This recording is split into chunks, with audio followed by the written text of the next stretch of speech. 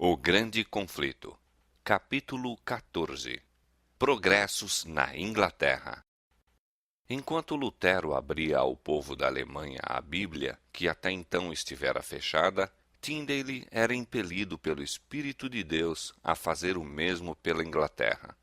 A Bíblia de Wycliffe fora traduzida do texto latino, que continha muitos erros. Nunca havia sido impressa, e tão elevado era o custo dos exemplares manuscritos, que, a não ser homens abastados ou nobres, poucos poderiam adquiri-los. Demais, sendo estritamente proscrita pela Igreja, tivera divulgação relativamente acanhada. Em 1516, um ano antes do aparecimento das teses de Lutero, Erasmo publicara sua versão grega e latina do Novo Testamento. Agora, pela primeira vez, a palavra de Deus era impressa na língua original. Nesta obra, muitos erros das versões anteriores foram corrigidos, dando-se mais clareza ao sentido. Levou muitos dentre as classes cultas a melhorar conhecimento da verdade e deu novo impulso à obra da reforma. Mas o povo comum ainda estava, em grande parte, privado da palavra de Deus. Tyndale deveria completar a obra de Wycliffe, dando a Bíblia a seus compatriotas. Como estudante diligente e ardoroso investigador da verdade, recebeu o Evangelho do Testamento grego de Erasmo. Destemidamente pregou suas convicções, insistindo em que toda a doutrina fosse provada pelas Escrituras. A pretensão romanista de que a Igreja dera a Bíblia e de que somente ela a poderia explicar, respondeu Tyndale: Sabeis quem ensinou as águias a encontrar a presa? Pois bem, esse mesmo Deus ensina seus filhos famintos a encontrar o Pai em sua palavra. Longe de nos haverdes dado as Escrituras, sois vós que a tendes escondido de nós. Sois vós que queimais os que ensinam, e se pudesseis, queimaríeis as Escrituras mesmas. A pregação de Tyndale despertou grande interesse. Muitos aceitaram a verdade, mas os padres estavam alerta e, mal ele deixara o campo, esforçaram-se por destruir-lhe a obra por meio de ameaças e difamações. Muitas vezes eram bem-sucedidos nisso. Que se deve fazer? Exclamava ele. Enquanto semeio num lugar, o inimigo devasta o campo que acabo de deixar. Não posso estar em toda parte. Oh, se os cristãos possuíssem as Escrituras Sagradas em sua própria língua, poderiam por si mesmos resistir a esses sofismas. Sem a Bíblia, é impossível firmar o leigo na verdade. Novo propósito toma então posse de seu espírito. Era na língua de Israel, disse ele, que se cantavam os salmos no tempo de Jeová. E não falará o Evangelho a língua da Inglaterra entre nós? Deve a Igreja ter menor luz ao meio-dia do que à aurora? Os cristãos devem ler o Novo Testamento em sua língua materna. Os doutores e ensinadores da Igreja discordavam entre si. Apenas pela Bíblia poderiam os homens chegar à verdade. Um adota este doutor, outro aquele. Ora, cada um destes autores contradiz o outro.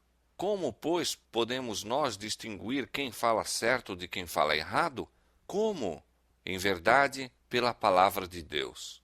Não muito tempo depois, ilustrado doutor católico, empenhado em controvérsia com ele, exclamou: Seríamos melhores estando sem as leis de Deus do que sem as do Papa. Tyndale replicou: Desafio o Papa e todas as suas leis, e se Deus poupar minha vida, dentro em pouco farei com que um rapaz que conduz o arado saiba mais das Escrituras do que vós. O propósito que começara a acalentar, de dar ao povo as Escrituras do Novo Testamento em sua própria língua, agora se confirmava e imediatamente se aplicou à obra. Expulso de sua casa pela perseguição, foi a Londres, e ali prosseguiu por algum tempo em seus labores sem ser incomodado. Mas de novo a violência dos romanistas o obrigou a fugir. Toda a Inglaterra parecia cerrar-se para ele, e resolveu procurar abrigo na Alemanha. Ali começou a imprimir o Novo Testamento em inglês. 2 vezes foi o trabalho interrompido, mas quando se lhe proibia imprimir numa cidade, ia para outra. finalmente tomou o caminho de Worms, onde poucos anos antes Lutero havia defendido o evangelho perante a Dieta. Naquela antiga cidade havia muitos amigos da Reforma, e ali Tyndale prosseguiu em sua obra sem mais estorvos. 3.000 exemplares do Novo Testamento foram logo concluídos, e seguiu-se outra edição no mesmo ano. Com grande ardor e perseverança, continuou seus labores. Apesar de terem as autoridades inglesas guardado seus portos com a mais estrita vigilância, a palavra de Deus foi de várias maneiras secretamente levada para Londres e ali circulou por todo o país. Os romanistas tentaram suprimir a verdade, mas debalde. O bispo de Durham, de uma vez, comprou de um vendedor de livros, amigo de Tyndale, todo o seu estoque de Bíblias, com o intuito de destruí-las, supondo desta arte embaraçar grandemente a obra. Mas, ao contrário, com o dinheiro assim fornecido, foi comprado material para uma nova e melhor edição, que, a não ser desta maneira, não poderia haver sido publicada.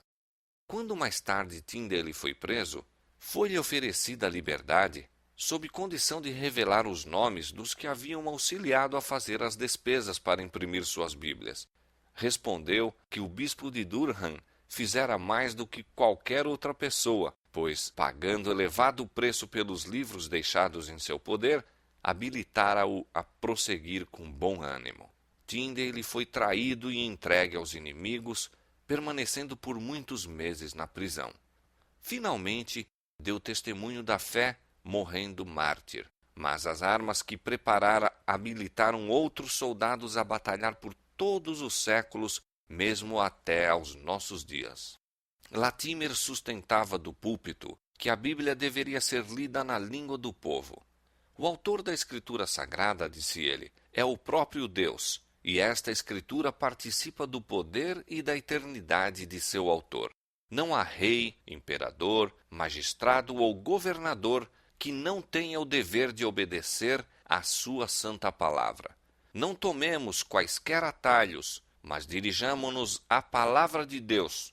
Não andemos segundo nossos antepassados, nem busquemos saber o que fizeram, mas sim o que deveriam ter feito. Barnes e Fritz, fiéis amigos de Tyndale, levantaram-se em defesa da verdade. Seguiram-se os Ridleys e Cranmer.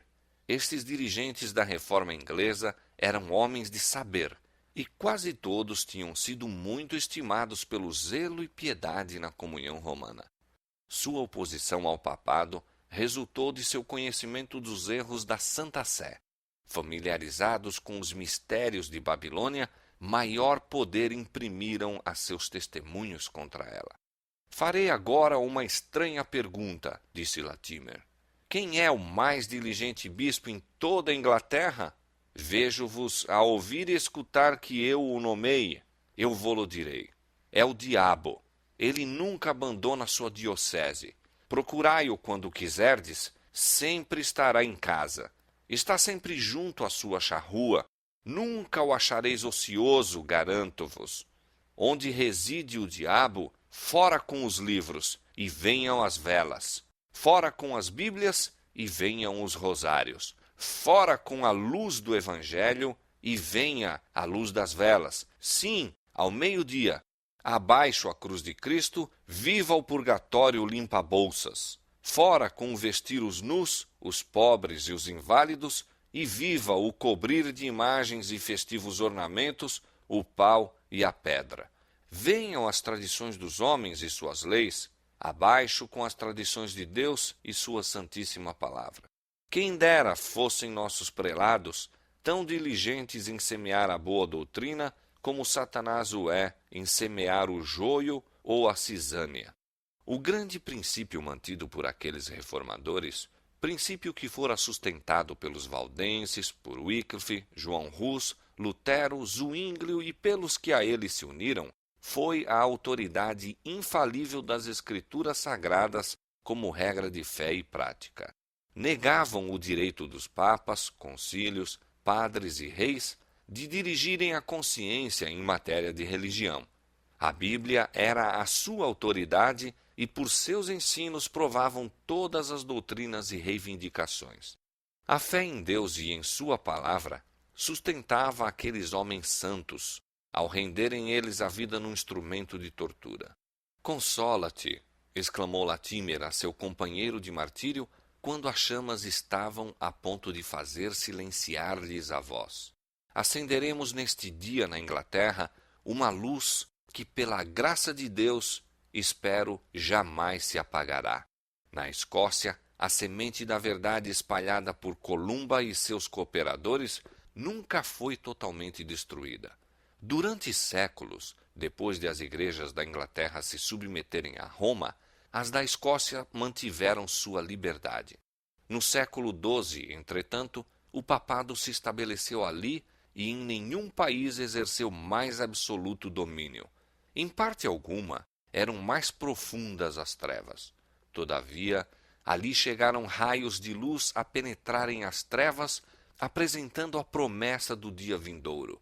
Os Lollardos, vindos da Inglaterra com a Bíblia e ensinos de Wycliffe, muito fizeram para preservar o conhecimento do Evangelho, e cada século teve suas testemunhas e mártires. Com a inauguração da Grande Reforma, vieram os escritos de Lutero e então o Novo Testamento inglês de Tyndale. Sem serem notados pela hierarquia, esses mensageiros atravessaram silenciosamente as montanhas e vales, reacendendo o facho da verdade, quase a extinguir-se na Escócia, e desfazendo a obra que Roma fizera durante 4 séculos de opressão. Deu então o sangue dos mártires novo ímpeto ao movimento.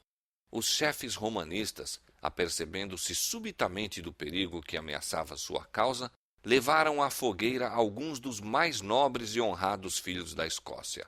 Não fizeram senão erigir um púlpito, do qual as palavras daquelas testemunhas moribundas foram ouvidas por todo o país, fazendo a alma do povo vibrar no propósito firme de se libertar das algemas de Roma.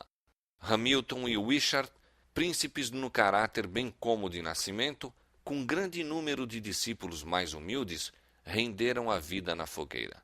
Mas de junto da pira ardente de Wishart, veio alguém a quem as chamas não reduziriam ao silêncio, alguém que, abaixo de Deus, vibraria o golpe de morte ao domínio papal na Escócia. João Knox desviara-se das tradições e misticismos da Igreja para alimentar-se das verdades da Palavra de Deus. E os ensinos de Wishart haviam confirmado sua resolução de abandonar a comunhão de Roma e ligar-se aos reformadores perseguidos. Havendo seus companheiros insistido com ele para assumir o cargo de pregador, trêmulo, recuou dessa responsabilidade e somente depois de dias de reclusão e doloroso conflito consigo mesmo foi que consentiu. Mas, uma vez aceito por ele o cargo, foi avante com inflexível decisão e denodada coragem enquanto lhe durou a vida. Este fiel e verdadeiro reformador não temia a face do homem. Os fogos do martírio, luzindo em redor dele, apenas serviam para despertar seu zelo à maior intensidade. Com o machado do carrasco pendendo ameaçadoramente sobre a cabeça, manteve-se em seu terreno, desfechando vigorosos golpes à direita e à esquerda para demolir a idolatria. Quando posto face a face com a rainha da Escócia, em cuja presença o zelo de muitos dirigentes do protestantismo se haviam abatido, João Knox deu seu testemunho inquebrantável da verdade. Não seria ganho por meio de carinhos, não se subjugaria diante de ameaças. A rainha acusou-o de heresia. Ele havia ensinado o povo a receber uma religião proibida pelo Estado, declarou ela, e transgredir assim o mandamento de Deus, que ordena aos súditos obedecer a seus príncipes. Knox respondeu firmemente: como a religião verdadeira não deriva dos príncipes mundanos, a força original nem a autoridade, mas sim do eterno Deus unicamente, não são assim os súditos obrigados a moldar sua religião segundo o sabor dos príncipes. Pois muitas vezes acontece que os príncipes são os mais ignorantes de todos no tocante à verdadeira religião de Deus. Se toda a semente de Abraão houvesse sido da religião de Faraó, de quem foram súditos durante muito tempo, pergunto-vos, senhora, que religião teria havido no mundo? Ou se todos os homens nos dias dos apóstolos houvessem sido da religião dos imperadores romanos, que religião teria havido sobre a face da terra? E assim, senhora, podeis compreender que os súditos não são obrigados a ter a religião de seus príncipes, conquanto se lhes recomende prestar-lhes obediência, disse Maria. Interpretais as Escrituras de uma maneira, e eles, os ensinadores católicos romanos, interpretam-nas de outra. A quem deverei crer e quem será juiz? Crereis em Deus, que claramente fala em sua palavra, respondeu o reformador. E além do que a palavra vos ensina, não crereis nem a um nem a outro. A palavra de Deus é clara por si mesma, e se aparecer qualquer obscuridade em um lugar, o Espírito Santo, que nunca é contrário a si mesmo, em outros lugares explica a obscuridade de maneira mais clara, de modo que não poderá ficar dúvida, a não ser para os que obstinadamente se conservem na ignorância. Essas foram as verdades que o destemido reformador com perigo de vida disse aos ouvidos da realeza. Com a mesma denodada coragem, manteve seu propósito, orando e ferindo as batalhas do Senhor, até que a Escócia ficou livre do papado. Na Inglaterra, o estabelecimento do protestantismo como religião nacional diminuiu a perseguição, mas não a deteve completamente. Enquanto muitas das doutrinas de Roma foram renunciadas, conservaram-se não poucas de suas formas.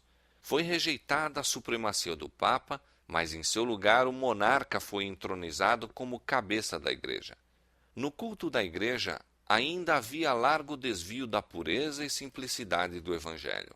O grande princípio da liberdade religiosa não fora por enquanto compreendido. Ainda que só raramente os governadores protestantes recorressem às horríveis crueldades que Roma empregava contra a heresia, o direito de cada homem a adorar a Deus segundo os ditames de sua própria consciência não era ainda reconhecido. Exigia-se de todos aceitar as doutrinas e observar as formas de culto prescritas pela Igreja estabelecida. Os dissidentes foram perseguidos em maior ou menor grau durante centenas de anos. No século XVII, milhares de pastores foram destituídos de seus cargos. Foi proibido ao povo, sob pena de pesadas multas, prisão e banimento, assistir a qualquer reunião religiosa, exceto as que eram sancionadas pela Igreja. As almas fiéis que não podiam abster-se de se reunir para adorar a Deus eram obrigadas a reunir-se nas ruas escuras, em sombrias águas furtadas e, em certas estações, nos bosques à meia-noite. Na profundidade agasalhadora da floresta, templo construído pelo próprio Deus, aqueles dispersos e perseguidos filhos do Senhor se congregavam para derramar a alma em oração e louvor. Mas, a despeito de toda a precaução, muitos sofreram pela fé. As cadeias estavam repletas, as famílias eram divididas. Muitos eram banidos para países estrangeiros. Contudo, Deus estava com seu povo, e a perseguição não conseguia fazer silenciar-lhes o testemunho.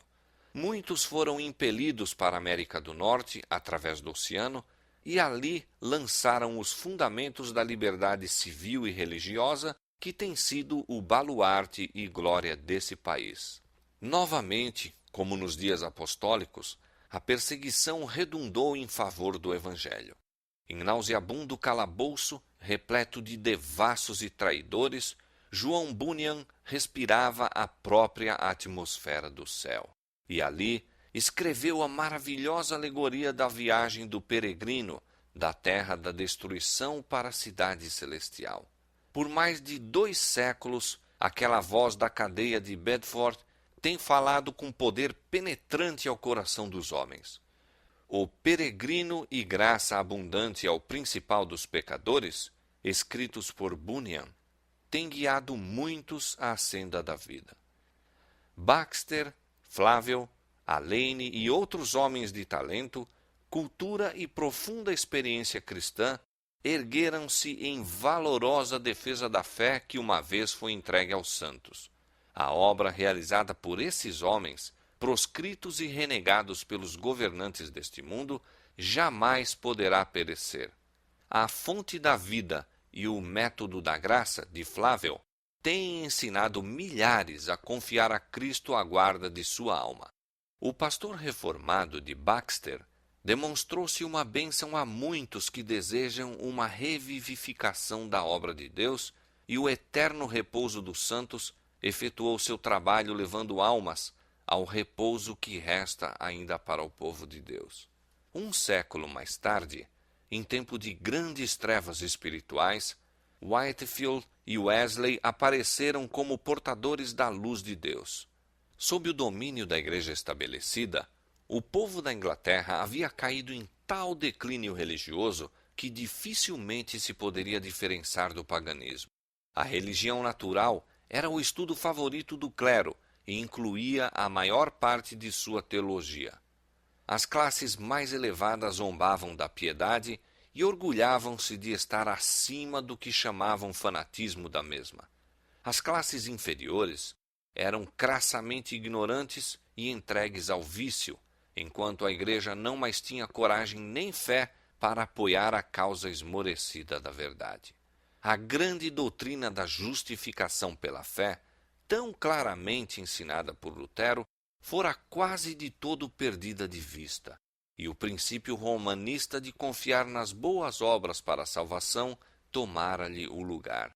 Whitefield e Wesley, que eram membros da Igreja estabelecida, buscavam sinceramente o favor de Deus, e isto, haviam sido ensinados, deveria conseguir-se mediante vida virtuosa e pela observância das ordenanças da religião.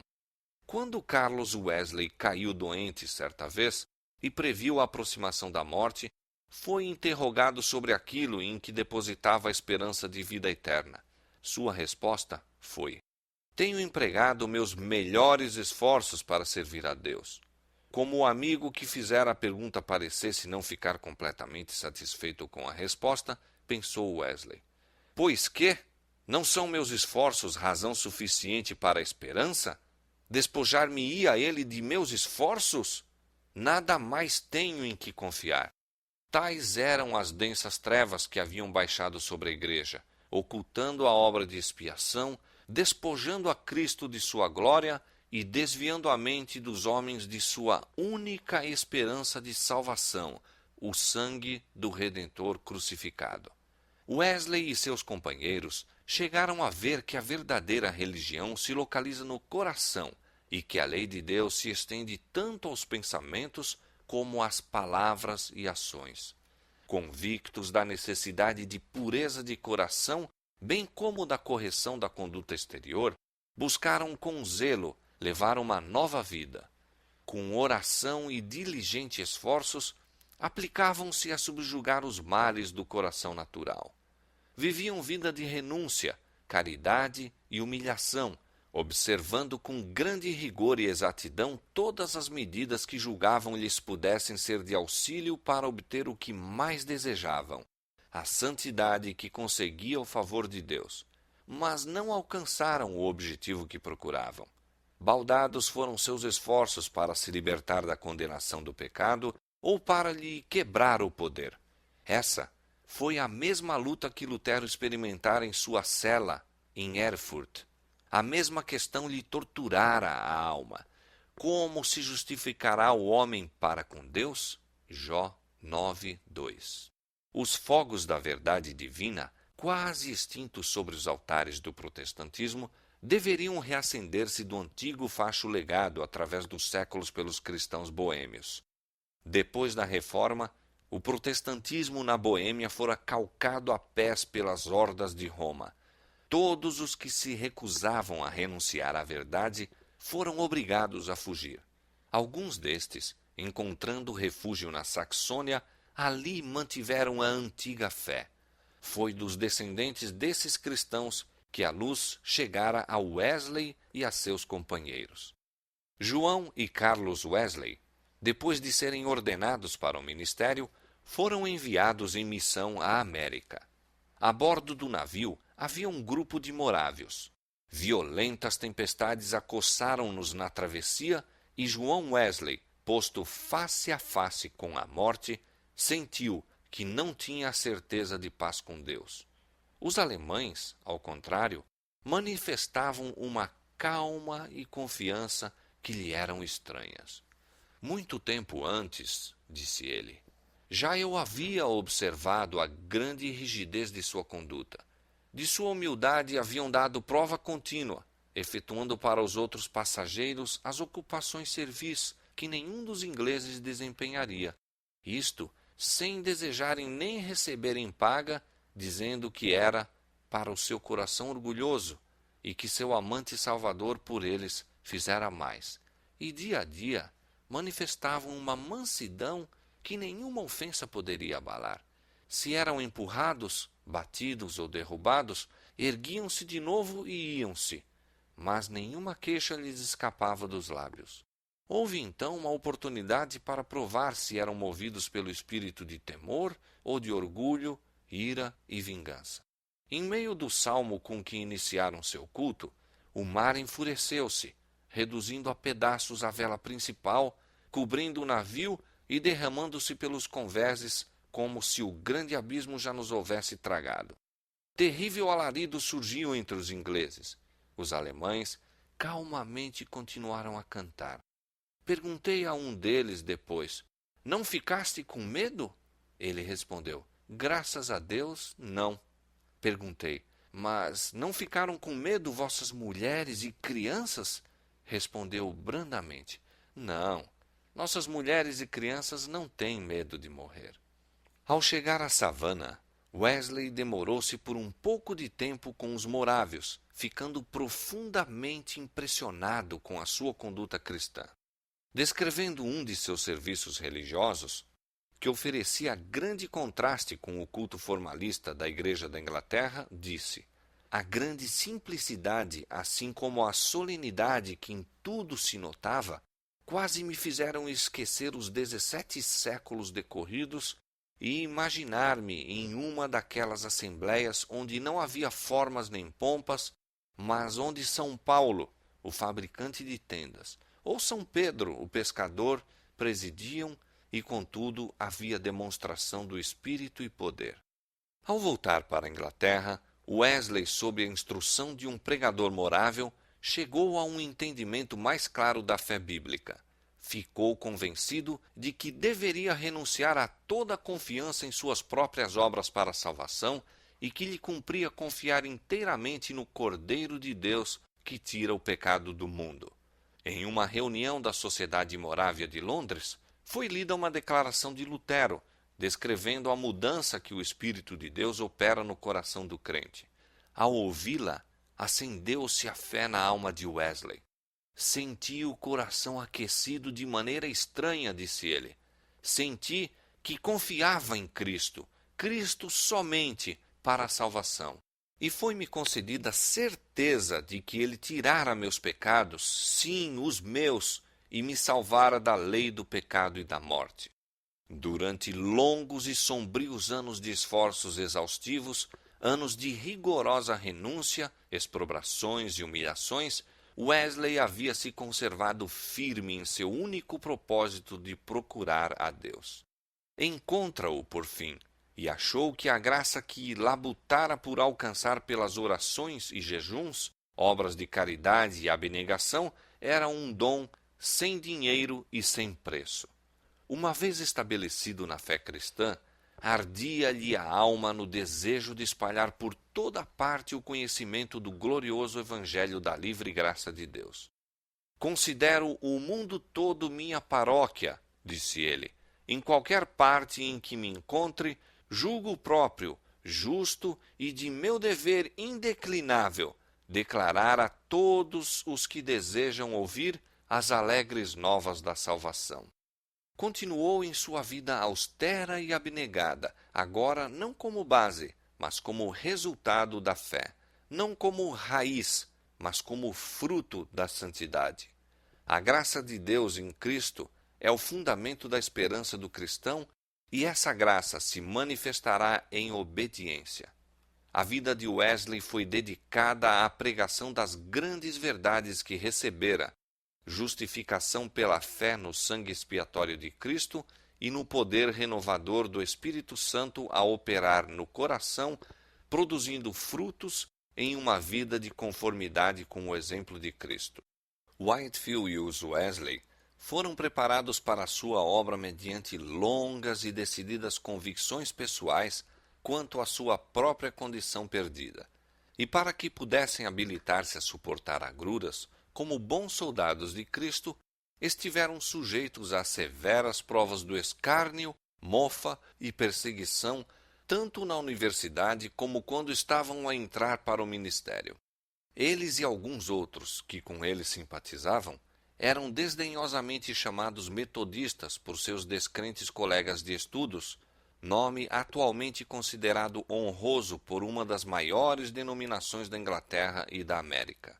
Como membros da Igreja Anglicana, apegavam-se fortemente às formas de culto da referida igreja. O Senhor, porém, lhes apresentara em sua palavra uma norma mais elevada. O Espírito Santo compelia-os a pregar a Cristo e a Ele crucificado. O poder do Altíssimo acompanhava-lhes os labores. Milhares se convenciam e verdadeiramente se convertiam. Era necessário que essas ovelhas fossem protegidas dos lobos devoradores. Wesley não tinha intenção de formar uma nova denominação, mas organizou os conversos no que se chamou a União Metodista. Misteriosa e probante foi a oposição que esses pregadores encontraram da parte da igreja estabelecida. Deus, contudo, em sua sabedoria, dispusera os acontecimentos de modo a fazer com que a reforma se iniciasse dentro da própria igreja. Se ela tivesse vindo inteiramente de fora, não teria penetrado no lugar em que era tão necessária. Mas como os pregadores do reavivamento eram membros da igreja e trabalhavam dentro do grêmio da igreja quando quer que encontravam oportunidade, a verdade teve entrada onde as portas teriam de outra maneira permanecido fechadas. Alguns do clero despertaram de sua sonolência moral e tornaram-se zelosos pregadores em suas próprias paróquias. Igrejas que se haviam petrificado pelo formalismo acordaram para a vida. No tempo de Wesley, como em todos os tempos da história da igreja, homens de diferentes dons efetuaram a obra que lhes era designada. Não sermonizavam em todos os pontos de doutrina, mas todos eram movidos pelo Espírito de Deus e uniam-se no objetivo que os absorvia, de conquistar almas para Cristo. As divergências entre Whitefield e os Wesley ameaçaram certa vez estabelecer separação, mas como tivessem na escola de Cristo aprendido a humildade, reconciliaram-nos o perdão e a caridade mútua. Não tinham tempo para discutir, enquanto o erro e a iniquidade abundavam por toda a parte, e os pecadores sucumbiam na ruína. Os servos de Deus palmilhavam caminho escabroso. Homens de influência e saber empregaram sua capacidade contra eles. Depois de algum tempo, muitos dentre o clero manifestaram decidida hostilidade e as portas da igreja fecharam-se contra a fé pura e contra os que a proclamavam. O procedimento do clero, denunciando-os do púlpito, suscitou os elementos das trevas, ignorância e iniquidade. Reiteradas vezes, João Wesley escapou da morte por um milagre da misericórdia de Deus.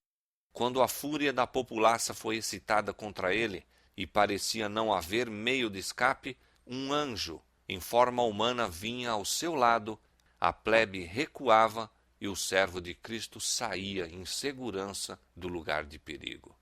De seu livramento da populaça enraivecida, em uma dessas ocasiões, disse Wesley: muitos se esforçaram por atirar-me ao chão, enquanto por um caminho escorregadio descíamos uma colina para ir à cidade, imaginando que se eu caísse ao chão, dificilmente me levantaria outra vez. Mas não tropecei, absolutamente, nem sequer sofri a mínima escorregadela, até que fiquei inteiramente fora de seu alcance. Posto que muitos se esforçassem por lançar mão de meu colarinho e vestes, para arrojar-me por terra, não puderam de maneira nenhuma firmar-se. Apenas um segurou-me firme na aba de meu colete, que logo lhe ficou na mão. A outra aba, em cujo bolso havia uma nota de banco, foi rasgada apenas pela metade. Um homem robusto, precisamente por trás, virou contra mim várias vezes grossa vara de carvalho, com a qual, caso me houvesse uma única vez batido na parte posterior da cabeça, ter-se-ia livrado de mais incômodos. Mas todas as vezes as pancadas se desviavam para o lado, não sei como, pois não podia mover-me nem para a direita nem para a esquerda. Outro veio correndo através da multidão e, levantando o braço para bater-me, subitamente o deixou cair e apenas me tocou de leve a cabeça, dizendo: "Que cabelo macio ele tem!" Os primeiros homens a mudarem de atitude foram os heróis populares, os líderes da plebe em todas as ocasiões, havendo um deles sido pugilista de circo. Por meio de quão suaves degraus nos prepara Deus para a sua vontade. Há 2 anos, um pedaço de tijolo roçou por meus ombros.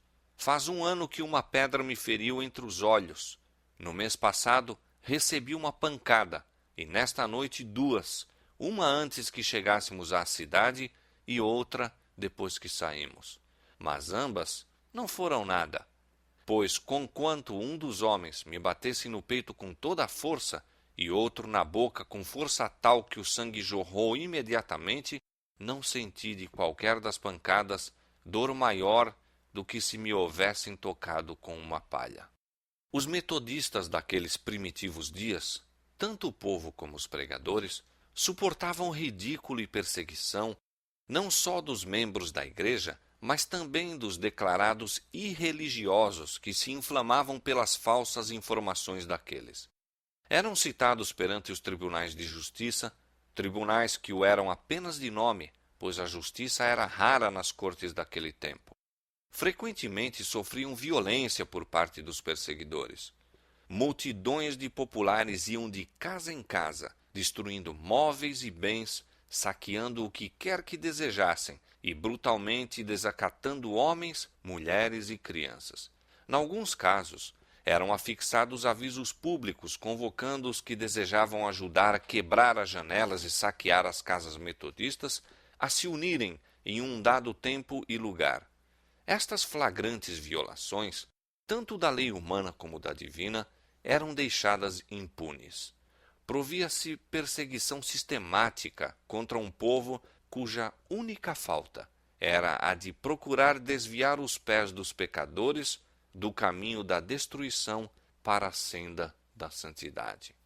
Disse João Wesley, referindo-se às acusações feitas contra ele e seus companheiros: "Alguns alegam que as doutrinas desses homens são falsas, errôneas e fanáticas, que são novas e delas não se ouviu senão ultimamente, que são quakerismo, fanatismo e romanismo."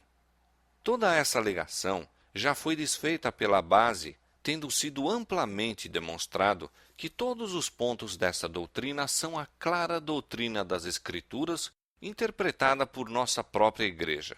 Portanto, não pode ser nem falsa nem errônea, uma vez que sejam verdadeiras as Escrituras. Outros alegam: sua doutrina é muito estrita, elas tornam o caminho do céu muito estreito. E esta é, na verdade, a objeção original, visto que foi quase a única durante algum tempo, e está secretamente contida em outras 1000, que aparecem sob várias formas. Mas tornam eles o caminho do céu, de alguma maneira, mais apertado do que nosso Senhor e seus apóstolos o fizeram? É a sua doutrina mais estrita do que a da Bíblia? Considerai tão somente alguns textos claros. Amarás ao Senhor teu Deus de todo o teu coração e de toda a tua alma e de todas as tuas forças e de todo o teu entendimento. De toda a palavra ociosa que os homens disserem, hão de dar conta no dia do juízo. Quer comais, quer bebais, ou façais outra qualquer coisa, fazei tudo para a glória de Deus. Se sua doutrina é mais estrita do que isto, são merecedores da censura. Mas sabeis em vossa consciência que não o é. E quem poderá ser um tio menos estrito sem corromper a palavra de Deus? Poderá qualquer despenseiro dos mistérios de Deus ser contado como fiel se muda qualquer parte de tão sagrado depósito? Não, não pode diminuir coisa alguma, nada pode abrandar. É constrangido a declarar a todos os homens: não posso rebaixar as Escrituras ao vosso gosto. Deveis elevar-vos até elas, ou perecer para sempre. Este é o fundamento verdadeiro do outro clamor popular relativo à falta de caridade desses homens. Sem caridade são eles? Em que sentido? Não alimentam o faminto nem vestem o nu? Não, não é esse o caso. Não estão em falta nisto, mas são tão sem caridade no julgar. Acham que ninguém mais pode salvar-se além dos que seguem o caminho deles. O declínio espiritual ocorrido na Inglaterra, precisamente antes do tempo de Wesley, foi em grande parte o resultado do ensino antinômico. Muitos afirmavam que Cristo abolira a lei moral e que, portanto, os cristãos não estão na obrigação de observar que o crente está livre da servidão das boas obras. Outros, admitindo embora a perpetuidade da lei, declaravam não ser ela necessária aos ministros a fim de exortarem o povo à obediência de seus preceitos, desde que aqueles a quem Deus elegera para a salvação seriam, pelo impulso irresistível da graça divina, levados à prática da piedade e virtude, ao passo que os que estavam destinados à condenação eterna não tinham força para obedecer à lei divina. Outros, sustentando também que os eleitos não podem cair da graça nem privar-se do favor divino, chegavam à conclusão ainda mais horrível de que as ações ímpias que cometem não são realmente pecaminosas, nem devem considerar-se como violação da lei divina por parte deles, e que, em consequência, não têm motivo quer para confessar os pecados, quer para com os mesmos romper pelo arrependimento. Declaravam, portanto, que mesmo um dos mais vis pecados, universalmente considerado como enorme violação da lei divina, não é pecado à vista de Deus cometido por um dos eleitos, porque é um dos característicos essenciais e distintivos dos eleitos o não poderem fazer alguma coisa que seja desagradável a Deus ou proibida pela lei. Estas monstruosas doutrinas são essencialmente as mesmas que o ensino posterior dos educadores e teólogos populares, de que não há lei divina imutável como norma do que é reto, mas que o padrão da moralidade é indicado pela própria sociedade e tem estado constantemente sujeito à mudança. Todas estas ideias são inspiradas pelo mesmo Espírito Superior, sim, por aquele que, mesmo entre os habitantes celestiais, sem pecado, iniciou sua obra de procurar derruir as justas restrições da lei de Deus. A doutrina dos decretos divinos, que inalteravelmente fixam o caráter dos homens, havia conduzido muitos à rejeição virtual da lei de Deus. Wesley perseverantemente se opôs aos erros dos ensinadores antinomistas, demonstrando que esta doutrina que levava ao antinomismo é contrária às Escrituras. A graça de Deus se há manifestado trazendo salvação a todos os homens. Isto é bom e agradável diante de Deus nosso Salvador, que quer que todos os homens se salvem e venham ao conhecimento da verdade. Porque há um só Deus e um só mediador entre Deus e os homens, Jesus Cristo, homem, o qual se deu a si mesmo em preço de redenção por todos. O Espírito de Deus é concedido livremente para habilitar todos os homens a apoderar-se dos meios de salvação. Assim, Cristo, a verdadeira luz, ilumina a todo homem que vem ao mundo. Os homens não conseguem a salvação pela recusa voluntária da luz da vida. Em resposta à alegação do que pela morte de Cristo foram abolidos os preceitos do Decálogo, juntamente com a lei cerimonial, disse Wesley: a lei moral contida nos 10 mandamentos e encarecida pelos profetas, Cristo não a abrogou. Não era desígnio de sua vinda revogar qualquer parte da mesma. Ela é uma lei que jamais poderá ser destruída, que permanece firme como a fiel testemunha no céu. Existiu desde o princípio no mundo, sendo escrita não em tábuas de pedra, mas no coração de todos os filhos dos homens, quando saíram das mãos do Criador. E conquanto as letras que uma vez foram escritas pelo dedo de Deus, ora estejam em grande parte apagadas pelo pecado, não podem elas, contudo, ser totalmente obliteradas, enquanto tivermos qualquer consciência do bem e do mal. Todos os requisitos desta lei devem continuar vigorando para toda a humanidade e em todos os tempos, não dependendo isto do tempo ou do lugar, nem de qualquer outra circunstância sujeita à mudança, mas da natureza de Deus e da natureza do homem e da imutável relação existente entre um e outro. Não vim para destruir, mas cumprir. Inquestionavelmente, o que ele quer dizer neste passo, em conformidade com tudo o que precede e segue, é: vim para estabelecê-la em sua plenitude, a despeito de todas as interpretações dos homens. Vim para colocar em uma perspectiva ampla e clara o que quer que nela fosse obscuro. Vim para declarar a significação verdadeira e completa de cada parte da lei, para mostrar o comprimento e largura, a extensão total de cada mandamento nele contido e a altura e profundidade, a inconcebível pureza e espiritualidade dela em todas as suas partes. Wesley advogou a harmonia perfeita da lei e do Evangelho. Há, portanto, a mais íntima ligação que se pode conceber entre a lei e o Evangelho. Por um lado, a lei continuamente nos abre o caminho para o Evangelho e nolo aponta. Por outro, o Evangelho nos conduz ao cumprimento mais exato da lei. A lei, por exemplo, exige de nós amar a Deus e ao próximo, sermos mansos, humildes e santos. Sentimos não ser capazes destas coisas. Sim, isto para o homem é impossível, mas vemos uma promessa de que Deus nos concederá esse amor e nos fará humildes, mansos e santos. Lançamos mão deste Evangelho, destas alegres novas. É-nos feito segundo a nossa fé, e a justiça da lei se cumpre em nós pela fé em Cristo Jesus. Entre os mais acérrimos inimigos do Evangelho de Cristo, disse Wesley, estão os que aberta e explicitamente julgam a lei, falam mal da lei, ensinam os homens a destruir, anular, afrouxar, desfazer a obrigação de observância, não apenas um dos menores ou dos maiores mandamentos, mas todos eles de uma vez. A mais surpreendente de todas as circunstâncias que acompanham este grande engano é que os que a ele se entregam creem que realmente honram a Cristo subvertendo sua lei e que estão a engrandecer-lhe o caráter quando se encontram a destruir sua doutrina.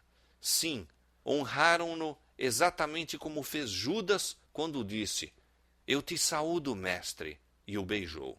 E ele pode de maneira igualmente justa dizer a cada um deles: "Traz o Filho do Homem com um beijo?"